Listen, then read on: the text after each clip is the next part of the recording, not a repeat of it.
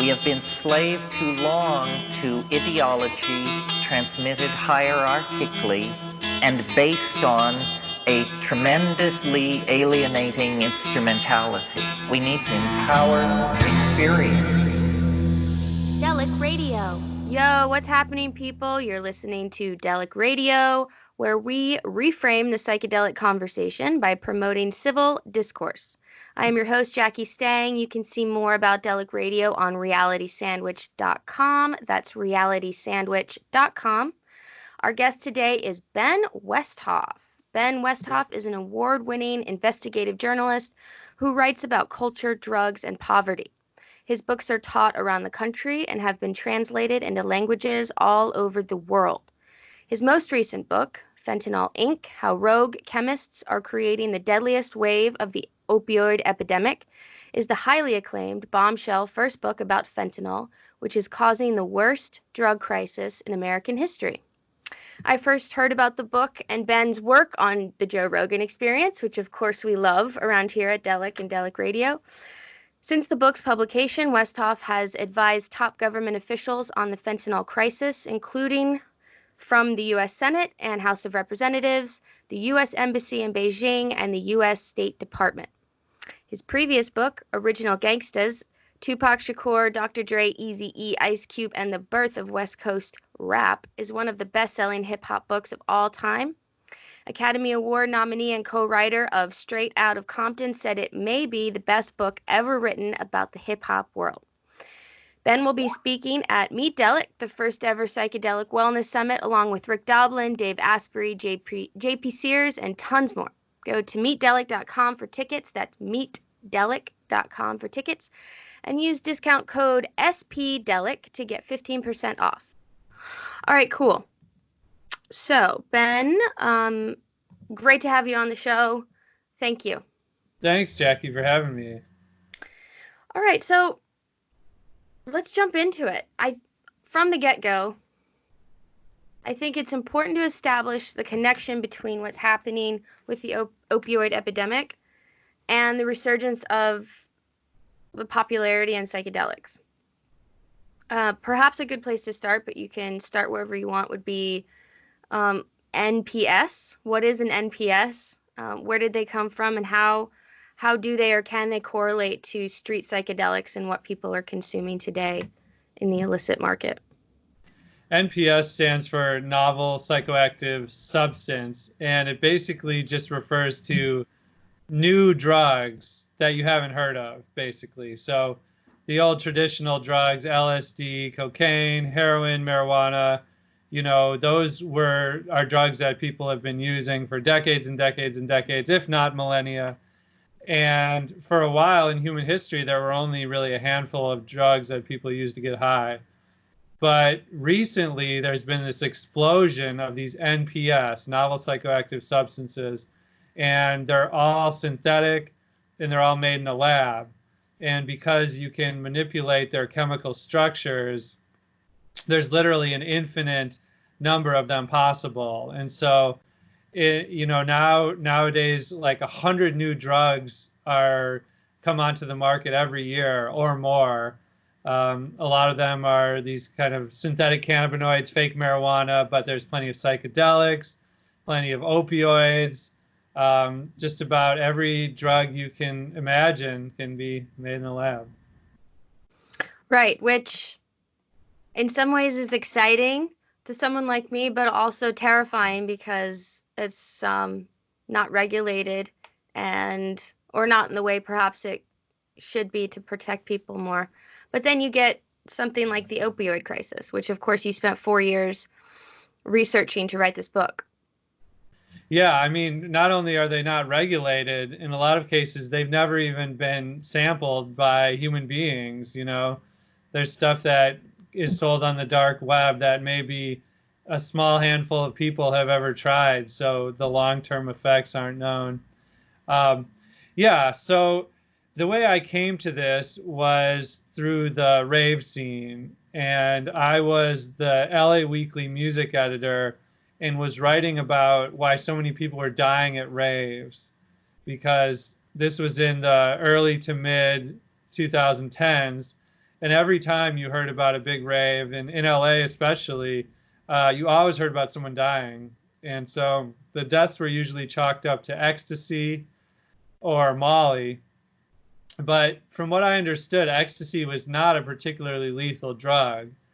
And so I started going down the rabbit hole to figure out what was happening here. And it turns out that what these people were dying from was usually not pure ecstasy at all, not pure MDMA, but rather there was Molly and ecstasy that was adulterated with these NPS. And turns out all these NPS are made in China.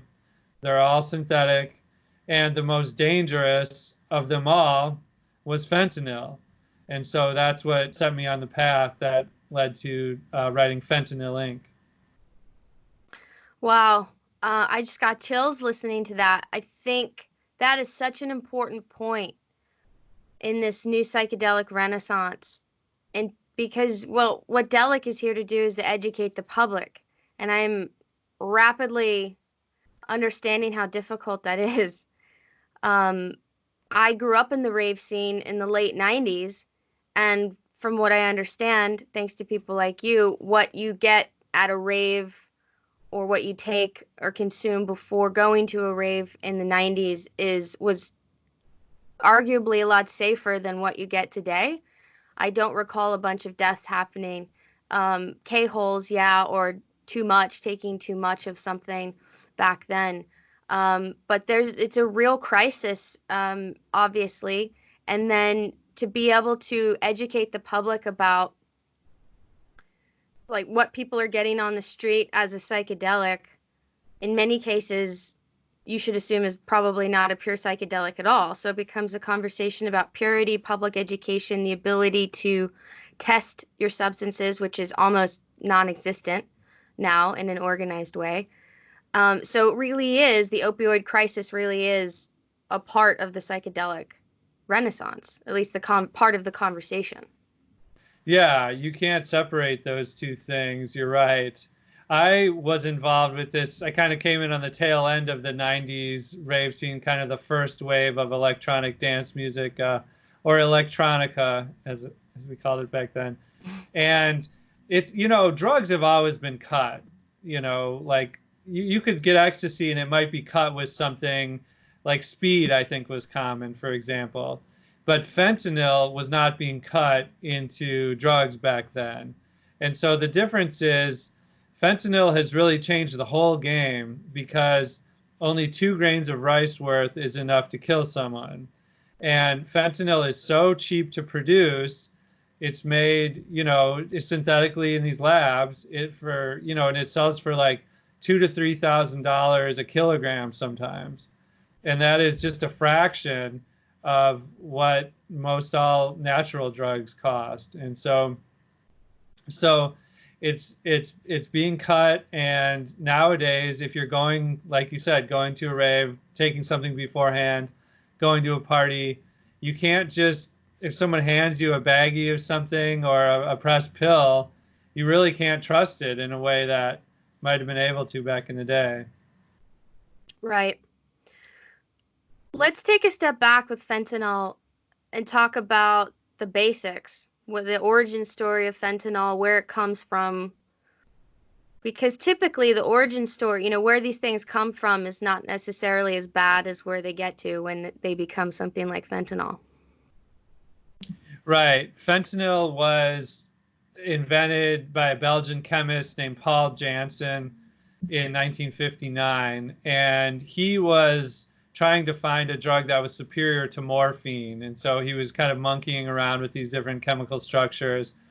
And it turns out that fentanyl in a hospital setting was superior to morphine in a number of ways. It came on faster.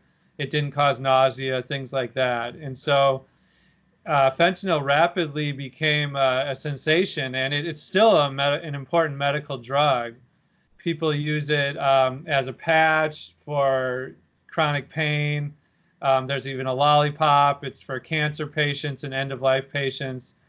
And an important distinction is that the fentanyl that's used in hospitals, it's not the fentanyl that's killing people.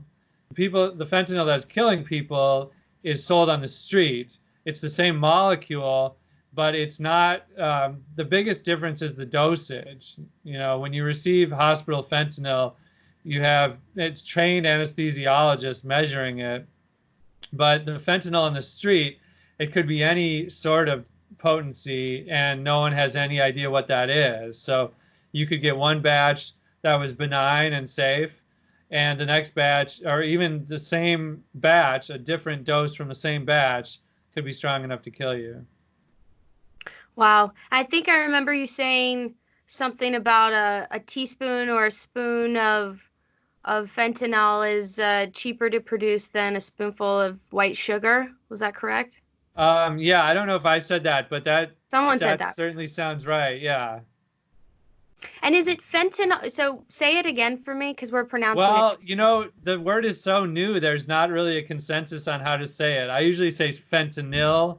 A lot of people here in St. Louis, where I live, say fentanyl. Um, some people say It's a pain in the fentanyl. ass to it's a pain in the ass to spell, I'll tell you that. That's true. All right. Well, speaking of consensus, coming back to the psychedelic conversation, if there is a existing circle of psychedelic industry, for lack of a better word, there's a lack of consensus even about what is included when you say what substances are included when you say the word psychedelics. I've had this conversation with Rick Doblin and other leaders within the community, and people can't agree. Should we call them drugs? Should we not call them drugs? Should we call them chemicals, even though they are? When you say psychedelics, do you include something like ketamine or LSD? I mean, you obviously include LSD, but you're also including MDMA, which is made in a lab and not different than psilocybin, which is can be extracted and all of these things, of course, but comes from a psychedelic mushroom. So what did you, in your research, what did you discover in terms of like that consensus, and how is that important that we create a language that we can all agree upon when talking about psychedelics, and not being afraid to say fentanyl or opioid in the same conversation as psychedelics? Yeah, my book, it's called Fentanyl Inc., but it does get into psychedelics a lot. And I spoke at length with David Nichols, who's a pretty well-known psychedelics professor. He was at Purdue, and he followed the book. He studied psychedelics, unlike Sasha Shulgin, who was sort of, had his own lab on his property and did whatever he wanted and didn't really care what the DA thought mostly. Nichols really played by the rules, and he coined the term for MDMA, the empathogen, to kind of distinguish the pathway from a psychedelic. But I think that the language does matter. I 100% agree. And Nichols sort of called out another chemist who was studying kind of an ecstasy substitute called PMA, which you've probably heard of. And this became a very deadly substitute for ecstasy that has killed, well over 100 people, if not many times more than that. And Nichols was blaming this chemist for, in his published papers, said that it had a similar action to ecstasy. And we live in an age, the internet age, where all of these papers go up on the internet, these scientific papers, and they're immediately accessible by chemists all over the world. And the chemists are constantly, these kind of like rogue chemists that I mentioned in the subtitle. They're always looking for new novel psychoactive substances to make. And so what Nichols was saying was that it was irresponsible to publish and call PMA similar to ecstasy, because these rogue chemists see that and they immediately start just making it for sale for recreational use based on that description. And so that's what he thinks happened. There was ecstasy, the safrole oil was the precursor needed to make ecstasy. And there was a huge crackdown on that about a decade ago or so, and you couldn't find real MDMA anywhere. And into the void, these rogue chemists started selling this PMA and another variation, which turned out to be very lethal. Right. It always fascinates me, or fascinated me to learn well after I had consumed a lot of MDMA or MDA or an analog of those. The origin of saffron oil back to the bark of a tree, I think. Yeah. Which can be found on the East Coast currently in Florida. And I believe something like they used to make a root beer or some sort of drink. Yeah, sassafras. Sassafras. And I'm fascinated with the line of connection between some of these substances that are stigmatized by the public for good reasons and also false reasons, that their line back to their origin, oftentimes, of course, an organic matter, plant matter of sorts that's not scary at all.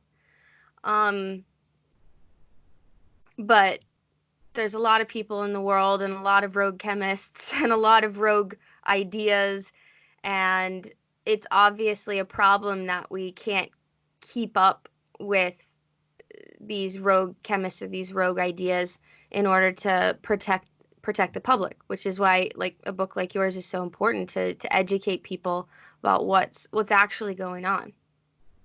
Yeah. Another one that I wrote about was an LSD substitute in STP. 2000. What's that? STP, right? Well, yeah, that I talked about that one too. Sasha Shulgin invented that, and that put some people in the hospital because the Hells Angels started selling it in the hippie era San Francisco event after LSD was banned in like 1972, I want to say. And the Hells Angels were selling it in these high dosages, so people overdosed. But even after LSD was banned, there weren't a lot of busts. You know, LSD labs are not like they don't let off a particular odor. You know, you can make huge quantities in just from one tiny little lab. So for decades, the DEA hardly busted any LSD labs until the year 2000, when they made this kind of monumental bust of a LSD lab in a Kansas missile silo. And this is kind of a crazy story that I write about involving this chemist who was like 6'6" and looked Amish because he had a beard with no mustache.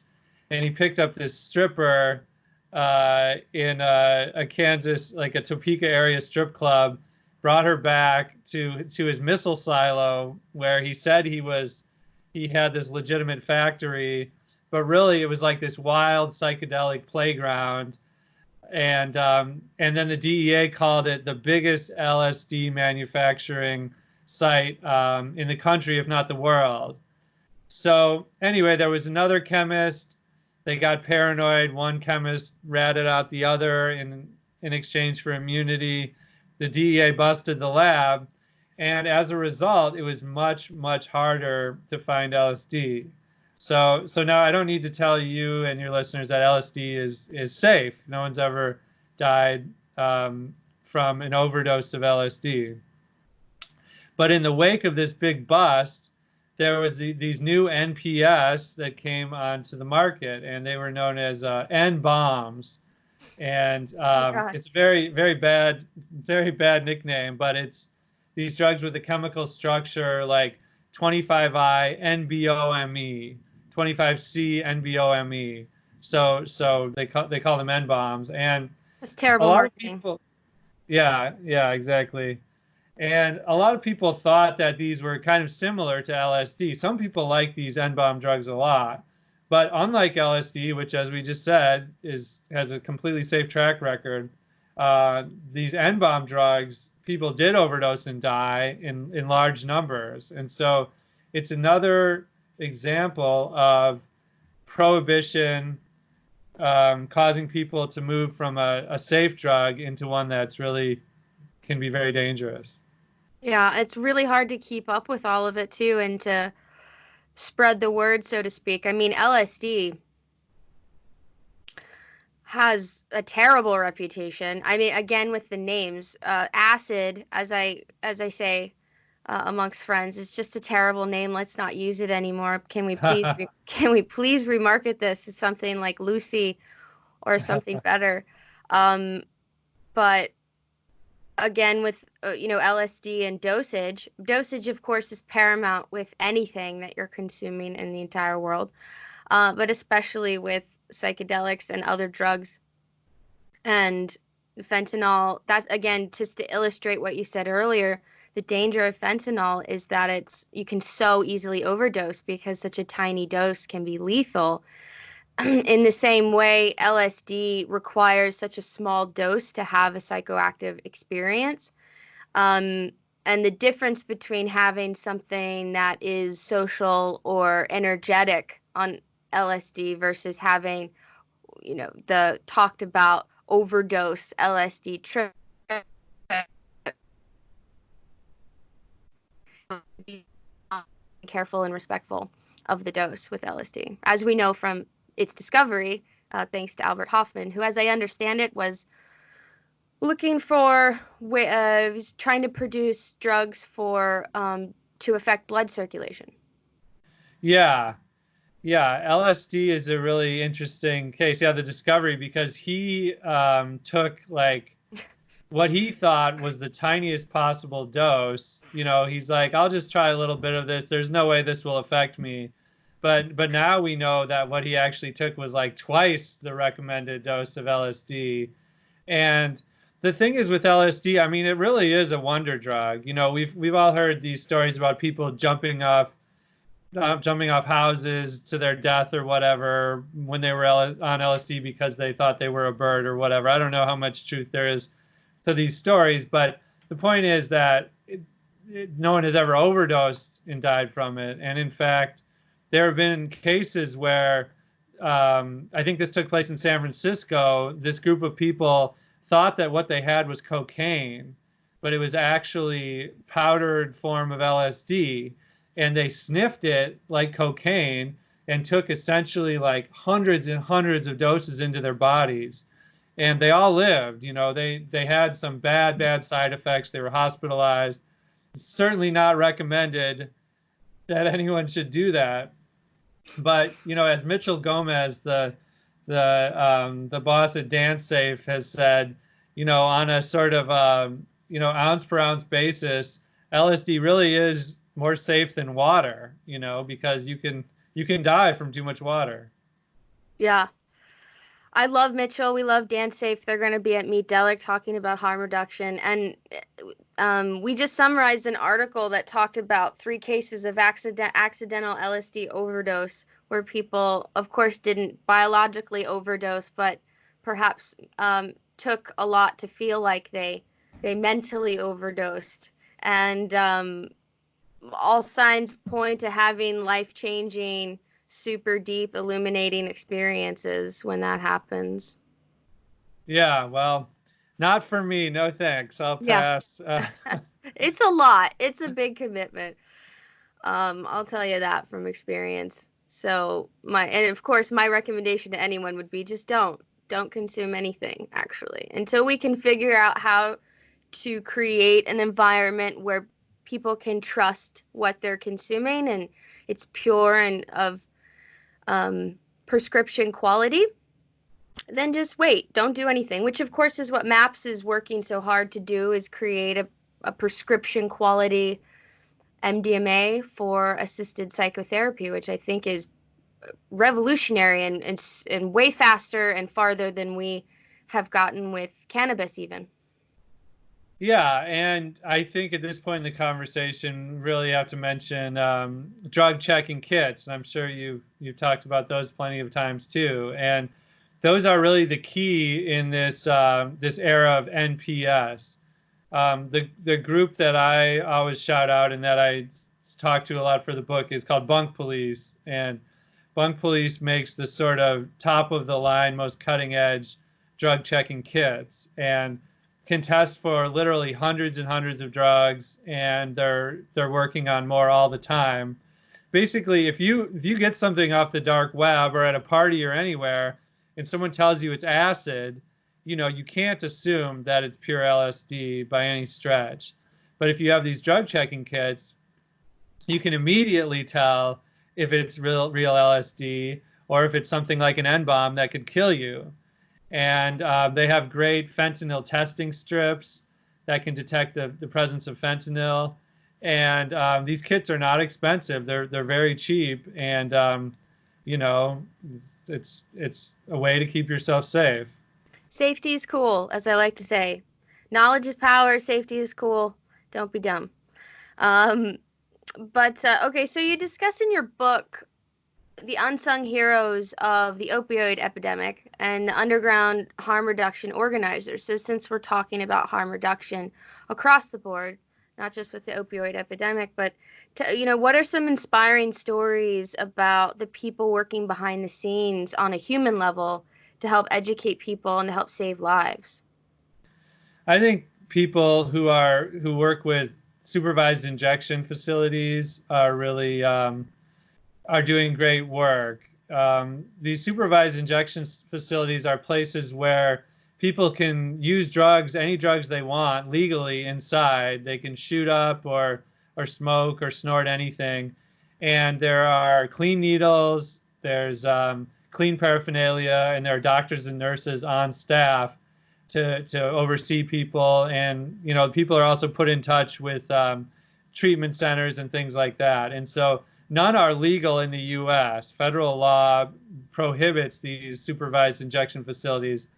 But I visited one in Barcelona that's doing really amazing work, and they have them in Canada too. When it comes to this one in Barcelona, they had a really big crisis with heroin, a big heroin problem in Spain and in Barcelona generally, the first part of the century. And it was to the point where there were just discarded syringes, like cluttering up public parks where kids played. And once these supervised injection facilities came in, it all sorts of public health metrics started to improve. The HIV rate, the diseases that can be transmitted by sharing needles all plummeted. These syringes in the public parks just almost entirely went away. And Spain doesn't have a problem with fentanyl. They don't have a lot of the drug problems the U.S. does. They've really brought drug use into the light. And, the detractors to these types of facilities say, well, you're encouraging drug use, you're giving people a safe place to do it, and that's irresponsible. But in reality, in practical terms, it's mostly long-time addicted users who are coming to these facilities, and they're brought into the system. They meet with doctors while they're there. They can sign up for treatment drugs like methadone and Suboxone, and it's not even the opioids that necessarily kill people. You can use a safe dose of fentanyl and heroin. It's often the dirty needles, it's the lifestyle associated with it, prostitution, robbery to pay for your habit. It's these sort of lifestyle things that often kill people, and these types of facilities are really helping to change that. Right. Now, in America, the epidemic is a huge problem, and it's, from what I understand now, not only coming from China, but coming from parts of Mexico. What did you learn about the origin of fentanyl and how it's getting transmitted, if you will, across the globe to America? Yeah, that was sort of the centerpiece of my book. Was I went to China and went undercover inside some of these drug labs where illicit fentanyl is being made. And so I just started Googling around, and these factories were advertising on the clear web, and I made a fake email address. Yeah, from China. Yeah, it's in English. Their customers are mostly Westerners. So I made a fake email address. I pretended to be a drug dealer. I made contacts with some of these lab owners, and I went to China. It was a bit of a harrowing experience, to go inside these labs.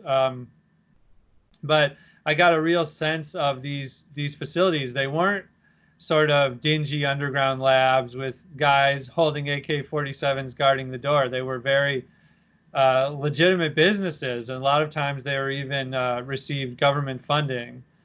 And so I go into sort of detail about the nitty-gritty about being there. And I also went inside a facility that sells precursors. And so you mentioned the Mexican cartels. The cartels don't have, Mexico doesn't have a robust chemical industry.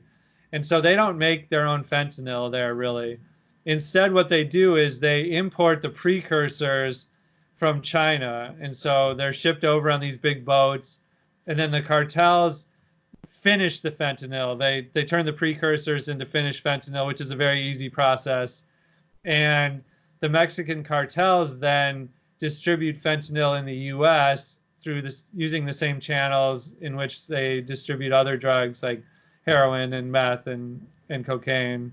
And so fentanyl, you can also, people also Americans buy fentanyl on the dark web directly from China, but most of the street heroin that's being, the street fentanyl that's being sold is comes through the Mexican cartels.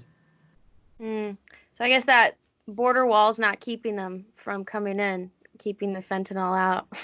Yeah, everyone I talk to doesn't think a border wall would really do anything because they're almost all the fentanyl is brought in cars that come across the traditional border crossings.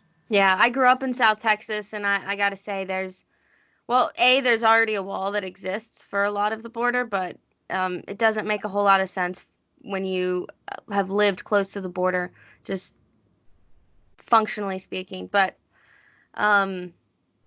nonetheless, all right. So we're speaking of epidemics. So we're at the end of February 2020 here, when we're recording this, and we're on the brink of possibly a coronavirus epidemic. And there is much criticism and speculation in the media that our government, the American government, and others are not prepared to respond to an epidemic like a coronavirus or other viruses.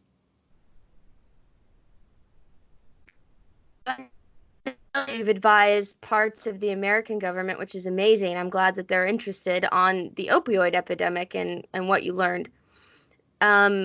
What did you discover in terms of our country's ability to combat an epidemic?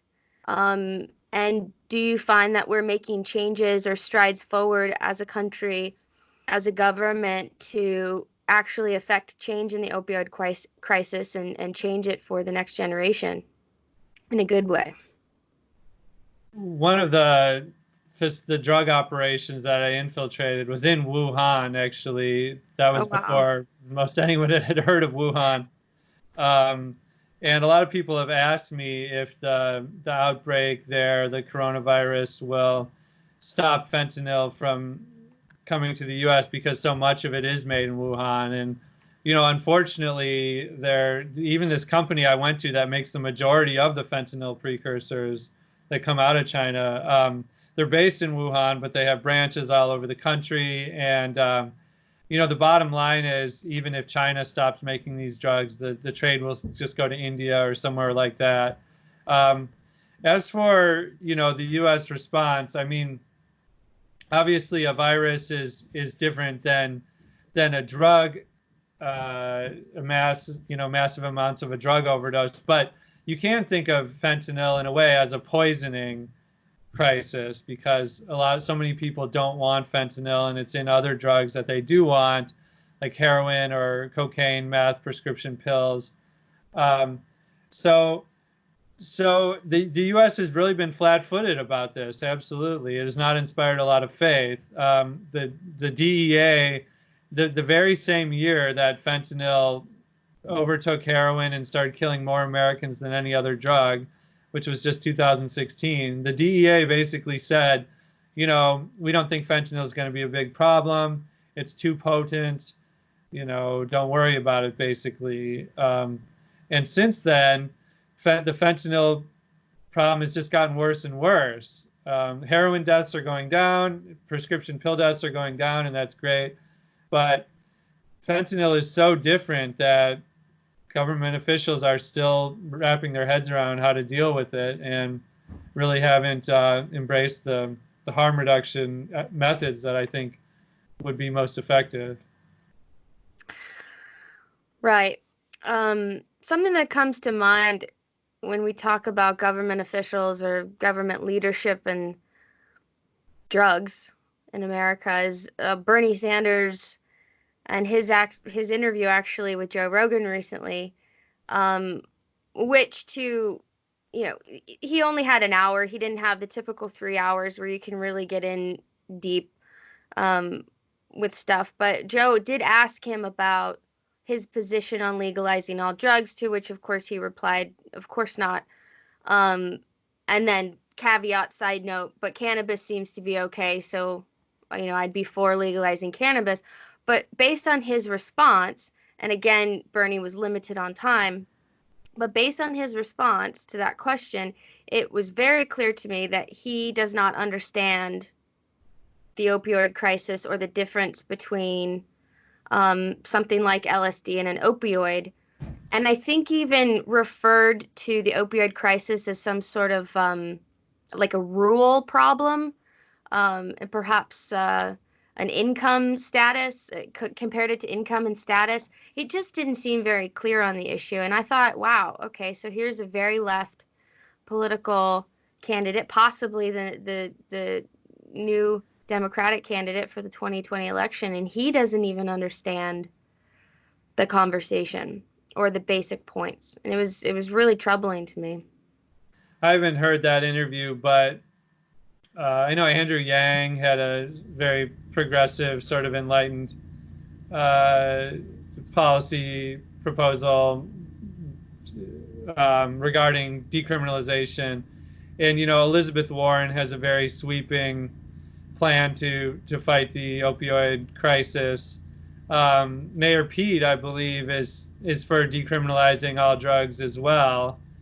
And so, I'm not surprised if Bernie can't distinguish between opioids and psychedelics. But for the most part, I am impressed, though, with the way the trends are going in the U.S. They still have a long, long way to go. But, even Trump passed criminal justice reform.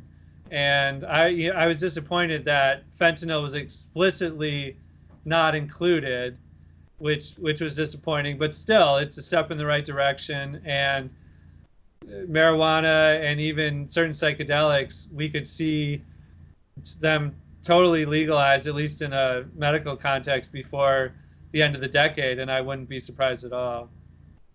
Yeah. So we're talking about stigma and the stigma of drugs, psychedelics, fentanyl, other things. What can we do? What can we do? How can we talk more openly about fentanyl and its realities, and other substances, and how they're also drugs but very different than something like fentanyl? I think honesty and nuance are paramount because everyone was young once and they had older people telling them that any drug they took was going to kill them. And, now, unfortunately, that's truer than ever. But it's still, because fentanyl can be in so many things, but it's still important to give kids real information. For example, there have been a lot of urban legends and rumors about marijuana being spiked with fentanyl. And to this day, I still haven't heard of a confirmed case. There might be one out there. But in general, I tell people that, young people, that any pill or any powder could have fentanyl in it. But marijuana, if you can smell the buds, if you can see them, if it looks like, marijuana should, then you're probably going to be okay. And if you have a drug checking kit, that's something else you can rely on. And it's important to make these distinctions that not all drugs are the same, because if we just tell kids that every drug is going to kill them, they're not going to believe anything, and they're going to be much more reckless in their experimentation. Right. Well, you just answered my final question, so thank you. What advice would you give a young person today who's interested in psychedelics? But it sounds like you know, assuming that fentanyl can be in any pill form and drug testing are two things that you support. Yeah, there's everybody is going to have to make their own decisions about psychedelics, but if someone wants to try it, just don't do it impulsively. Take the time, order a drug checking kit,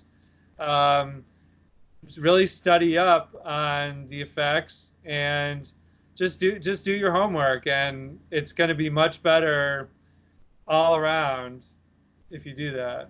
Yeah, knowledge is power. It's true. We have a lot of substance guides on realitysandwich.com. Maps.org has tons of resources on psychedelic education. And of course, you can catch Ben's book on Amazon, Fentanyl Inc. You will also be able to, I'm pretty sure, get it at Meet Delic in May here in Los Angeles, while also being able to hear Ben speak more in depth about his research into fentanyl and other drugs at Wisdom, and get your tickets at meetdelic.com. Use SPDelic to get 15% off. That's SPDELIC to get 15% off. Ben, oh man, I'm so stoked to meet you in person. Really grateful to have you on the show. Fentanyl Inc.